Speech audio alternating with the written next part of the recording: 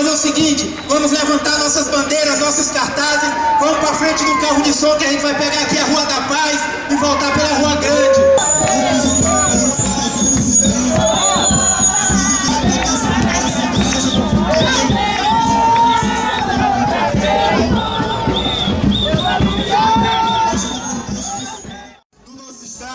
É cada vez mais repressão, é cada vez mais morte de quilombolas, indígenas, da periferia. É por isso que hoje a gente está no centro, é por isso que hoje a gente está com nossas faixas. Vamos só abrir um pouquinho para o carro de som, ali tem um pouco a multidão. Dizem para a população de São Luís que é preciso sair às ruas. Hoje é FUNASA, mas... Quem não pula é sarneísta, quem não pula é sarneísta, quem não pula é sarneísta, quem não pula é sarneísta, quem não pula é sarneísta.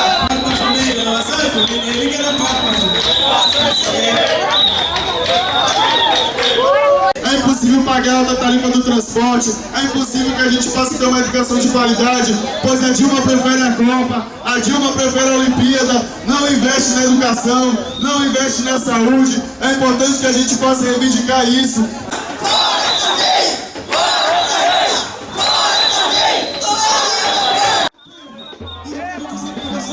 Os quilombolas estão aqui mais uma vez.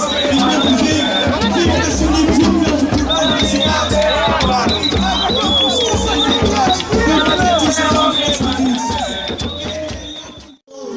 E que não traga a pauta correta.